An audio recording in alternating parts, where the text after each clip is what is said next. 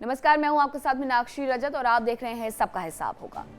Middle east में America के super power गुब्बारे की हवा निकल चुकी है। जानकारी है कि ईरान से लोहा लेते लेते महाशक्ति के हथियारों का गोदाम पूरे तरीके से खाली हो चला है और अब जंग मैदान में जीती जाए या ना जीती जाए, लेकिन वॉशिंगटन के भीतर एक अलग ही दंगल शुरू हो चुका है। अमेरिकी हथियारों की रिपोर्ट आउट क्या हुई, ट्रंप को अपने ही लोगों पर डाउट होने लगा।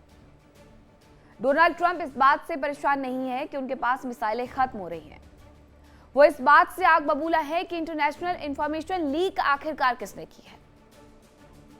और ट्रंप अब पेंटागन से लेकर के व्हाइट हाउस तक सबको शक की निगाहों से देख रहे हैं और सोच रहे हैं कि दुश्मन तो खाड़ी में है, लेकिन ये आस्तीन का सांप आखिरकार कौन है।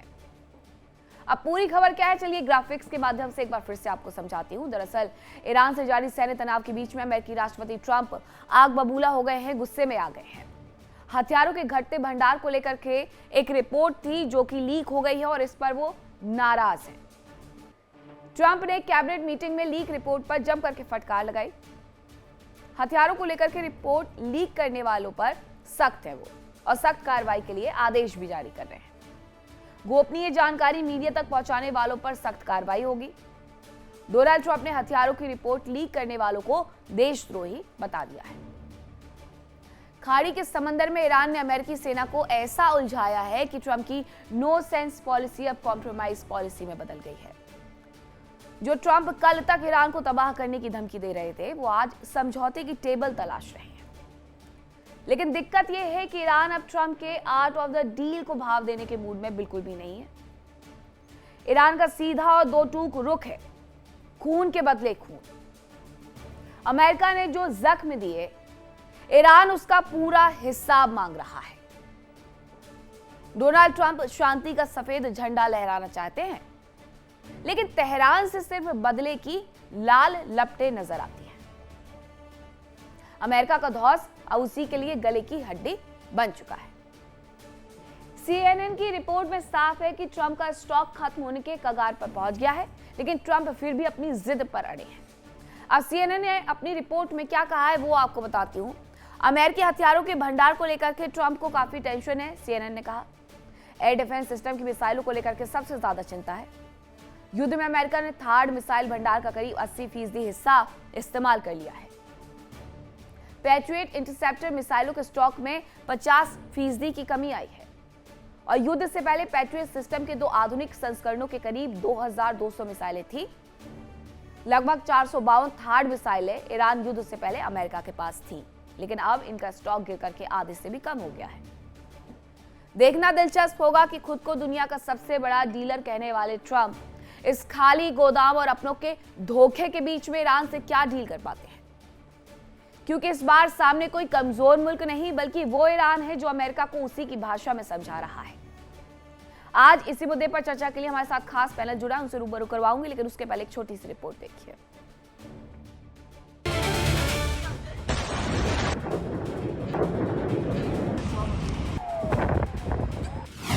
ट्रंप से गद्दारी, खाड़ी में ईरान से अमेरिकी सेना हारी।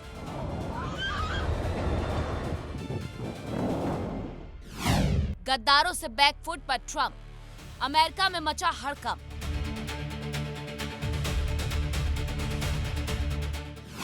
ट्रंप के पास हथियारों की भारी कमी, इसीलिए जंग थमी।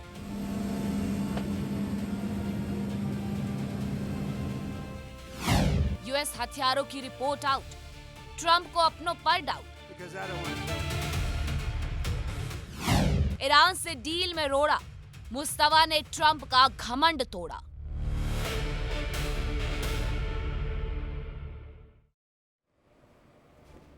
अब चर्चा की शुरुआत करूं, लेकिन उसके पहले बड़ा सवाल यह है कि क्या हथियारों की कमी और गद्दारों की वजह से ट्रंप ईरान से समझौते के लिए मजबूर हो रहे हैं। अब इसी पर करेंगे चर्चा की शुरुआत। कौन कौन से मेहमान मेरे साथ जुड़ रहे हैं आपको परिचय करवाती हूँ। मेरे साथ जुड़ रहे हैं कर्नल सुशील पठानिया, रक्षा विशेषज्ञ हैं, मेजर विराट मिश्रा, रक्षा विशेषज्ञ, मौलाना असलम, ईरान मामलों के जानकार हैं, और अरविंद सिंह तेजावत, विदेश मामलों के जानकार हैं। सभी मेहमान हमारे साथ जुड़ गए हैं। अब अरविंद जी, क्या हो गया है अचानक से अमेरिका को? क्या यही वजह जो CNN कह रहा है, जो रिपोर्ट्स लीक हो रही हैं कि हथियारों की भारी कमी हो गई है, इसलिए अमेरिका किसी न किसी तरीके से झुकना चाहता है ईरान के सामने? सिर्फ यही एक वजह?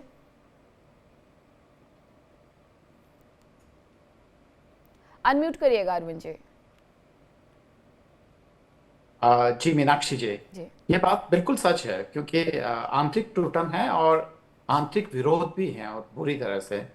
जो भारत के जितने भी जो संजीदा रक्षा विशेषज्ञ थे वो कई बार मेरे साथ ये बात शेयर कर चुके हैं कि दरअसल बहुत ही हथियारों की अमेरिका को भारी कमी होने वाली है क्योंकि उत्पादन की जितनी क्षमता है उतना उत्पादन हो नहीं रहा है और जितनी मिसाइलें दागी जा चुकी है वह अमेरिका में बहुत ही भारी हथियारों की कमी। युद्धों में कैसे हथियार खर्च होते हैं मैं आपको बताता हूं कि अगर हम 1965 की बात करें तो भारत ने पाकिस्तान पे 8,000 के आसपास बम डाले थे। 71 में हमने लगभग 12 से 13,000 के आसपास बम डाले थे। और इसी तरीके से हम देखें तो अभी ईरान पे जितनी बम्बार्डमेंट हुई है सेकेंड वर्ल्ड वॉर से भी ज्यादा बम्बार्डमेंट वहां पे ईरान पे हुई है। तो ऐसे हालातों में बिल्कुल वहां पे हथियारों की कमी होना और उनकी कमी होना और उतना प्रोडक्शन हो नहीं रहा है। तो ये बात सच है। तो ऐसे में अमेरिका में एक खास तरीके का जो कहना चाहिए कि पेशो पेश है, असमंजस है कि अब क्या करें। इतने बम डालने और इतने लोगों के मरने के बाद भी ईरान की तरफ से किसी भी तरीके की समझौते का रुख या कहीं पे भी झुकने का संकेत नहीं है। और बदले में जो यूनाइटेड स्टेट का जो वर्चस्व था उस पूरे एरिया में वो भी संशय की नजरों में चला गया है। अभी फिलहाल पाकिस्तान, तुर्की और सऊदी अरेबिया ने की है वो भी ये बताता है कि अमेरिका पे धीरे धीरे इन देशों का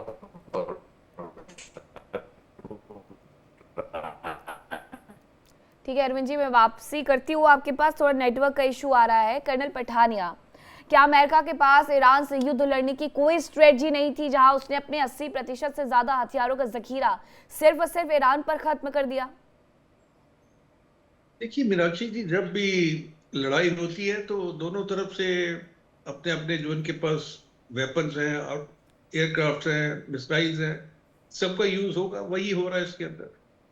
और ये इसमें भी कोई शक नहीं है कि जहां तक अमेरिका का सवाल है, देखिए इनके जो एंटी डिफेंस सिस्टम है वो बेसिकली पैट्रियट और थॉट के ऊपर डिपेंडेंट है। और ये सब कहाँ यूज हो रहे हैं? ये यूज हो रहे हैं जहां जहां पे अमेरिका की बेसिस है। अभी पीछे एक रिपोर्ट आई थी कि तकरीबन $58 बिलियन का इन्होंने जो है एक फर्म को कॉन्ट्रैक्ट दे दिया है, जो भी आस्ते आस्ते प्रोडक्शन को बढ़ाएंगे और ये इनकी जो रिप्लेनिशमेंट है वो शुरू हो जाएगी। दूसरी चीज ये है कि यूएसए के पास तकरीबन 800 से लेके 1000 बेसिस है ऑल ओवर द वर्ल्ड। और उन सब बेसिस के ऊपर कहीं ना कहीं इनकी जो एंटी मिसाइल डिफेंस या एंटी ड्रोन डिफेंस सिस्टम है उसके अंदर कुछ होगा, उसको वो आस्ते आस्ते शिफ्ट करेंगे। और सबसे बड़ी बात यह है कि हम यूएसए की बात कर रहे हैं, हम ये नहीं बात कर रहे हैं कि ईरान का कितना नुकसान हुआ है। और उससे भी बड़ी बात यह है कि इनिशिएटिव किसके पास है। देखिए, जब यूएसए चाहता है वो अपना सीज फायर कर लेता है, ईरान भी चुप करके बैठ जाता है।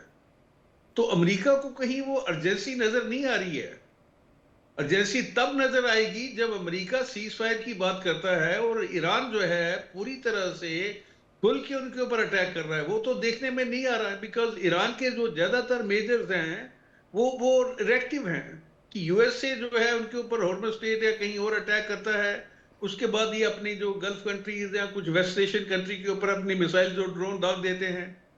तो ये इस समय सिचुएशन बनी हुई है। तो वी कैनॉट से, तो अगर इनके पास टाइम है, luxury of time as I call it, that they can regulate and control the war, अभी कोई फर्क नहीं पड़ता कि 10-15 दिन का अगर ब्रेक भी हो जाती है, बिकॉज इनको भी कहीं ना कहीं राशनिंग तो करनी पड़ रही होगी अपने मिसाइल जो सिस्टम जो है इनके। तो ये दिलचस्प सिचुएशन है इस समय। और ईरान की एडवांटेज ये है कि उसको कुछ ना कुछ सामान जो है वो चाइना और यूएस रशिया से मिल रहा है, तो वो भी लगे हुए हैं। तो जितना ये युद्ध लंबा खींचेगा, अमेरिका के पास प्रोडक्शन कैपेबिलिटी है to replenish its stockpile, Iran के अंदर उतना ही ज्यादा नुकसान होता जाएगा। So let's see how the things pan out in the coming days.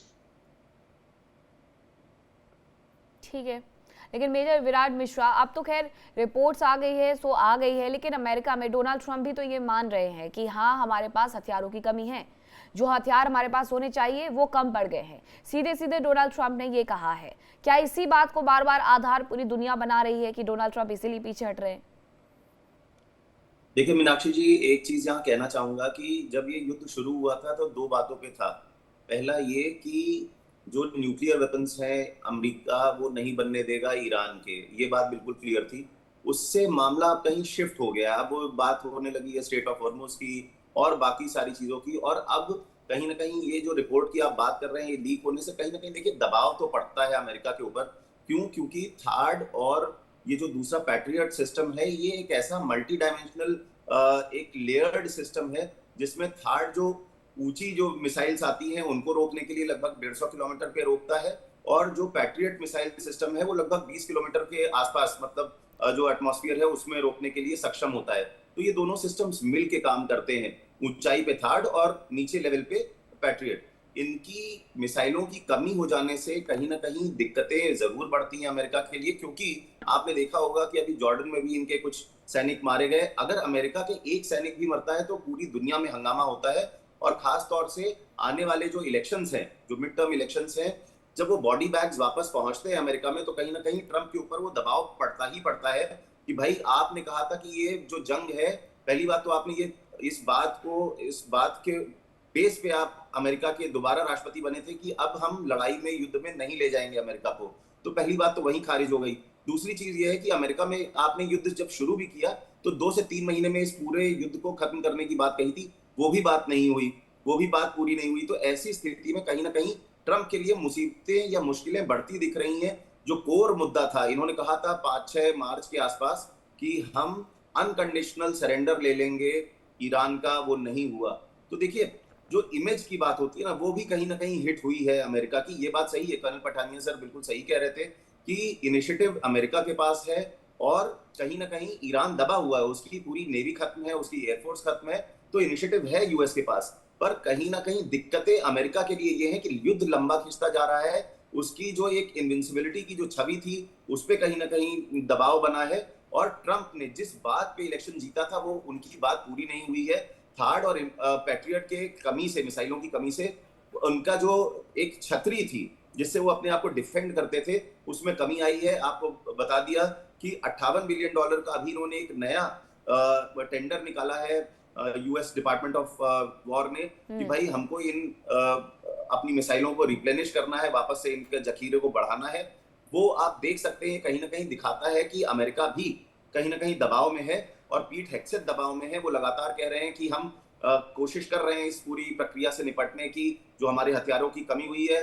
Trump लगातार कह रहे हैं कोई हथियारों की कमी नहीं, और साथ में एक चीज और भी कह रहे हैं कि हमारी बातचीत लगातार ईरान से चल रही है। देखिए वो कह रहे हैं ईरान से बातचीत चल रही है, ईरान डिनाई कर रहा है, बोल रहा है हमारे जितने भी इंटरलोक्यूटर्स हैं वो हमारे देश में ही मौजूद हैं, हमारे जो फॉरेन मिनिस्टर हैं वो इराक में किसी और काम से गए हुए। तो उनका कहना है कि कहीं बातचीत हो ही नहीं रही है, जबकि ट्रंप साहब कुछ और बता रहे हैं। तो देखिए कहीं ना कहीं डिसोनेंस है, जो ट्रंप कह रहे हैं और जो कर रहे हैं, कथनी और करनी में फर्क नजर आ रहा है, और इसलिए ये सारी चीजें दिक्कतें पेश कर रही हैं ट्रंप के लिए। जी ठीक है, लेकिन मुझे लगता है मौलाना असलम, ईरान इस बात से काफी खुश होगा कि ठीक है, कुछ रिपोर्ट्स में ये तो क्लियर हो गया है कि उनके पास हथियारों की कमी हो गई है, क्योंकि ईरान की तैयारी तो पूरी हो चुकी थी जो युद्ध विराम हुआ था उस दौरान।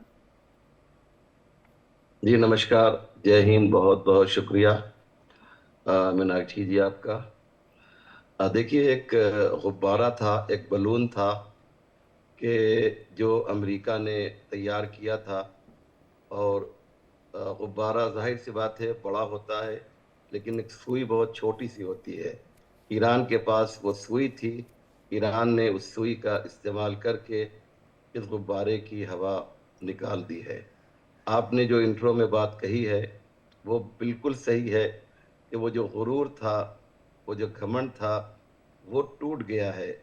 हमारे जो पैनलिस्ट हैं सब ने एक बात कही, और मैं भी उन्हीं के साथ ये कहना चाहूँगा कि आप लोगों ने बिल्कुल सही कहा कि ईरान का बहुत ज़्यादा नुकसान हुआ है।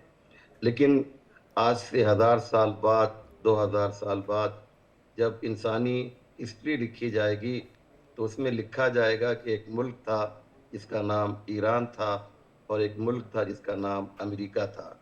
लिखने वाले जो समझदार होंगे, जो न्यूट्रल होंगे आपके चैनल की तरह, वो ज़रूर ये लिखेंगे कि ईरान मार खा के जीत गया और अमेरिका मार के हार गया। आप देखिए, ईरान में खुशी है, वो उनके तमाम शहरों पर हमले हुए हैं, उनके लोग मारे गए, लेकिन आज आप देखिए कि 170 दिन के करीब हो रहा है, कोई भी शहर ईरान का ऐसा नहीं है कि जहाँ पर रात में वो लोग अपने एक मखसूस चौक पे जमा न हो। आज भी, कल रात में भी मैंने देखा, ये सिलसिला जारी है कि ईरानी जो हैं अपनी फ़ौज को, अपनी आर्मी को और अपनी गवर्नमेंट को सपोर्ट करने के लिए जमा होते हैं। अमेरिका ने एक ख्वाब देखा था, वो ख्वाब शर्मिंदे ताबीर न हुआ कि ईरान की जो जनता है उसको वरगला कर वहाँ पर जो है क्रांति लेकर आएगा। उसके हिसाब से, हमारे हिसाब से तो बगावत है, लेकिन उसके बाद भी आप देखिए कि वो कुछ नहीं कर सका। मीनाक्षी जी, मुझे सिर्फ 1 मिनट दीजिए ताकि मैं एक बात आपकी खिदमत में पेश कर सकूं। कभी तन्हाई में डोनाल्ड ट्रंप साहब ये सोचते होंगे कि मैंने ईरान पे क्यों हमला कर दिया। देखिए इंडिया डेली 24/7 अब आपके स्मार्ट टीवी पर। इंडिया डेली मौजूद है सभी डिजिटल प्लेटफॉर्म पर लाइव और लगातार। इंडिया डेली 24/7 हर दिन राष्ट्र को समर्पित।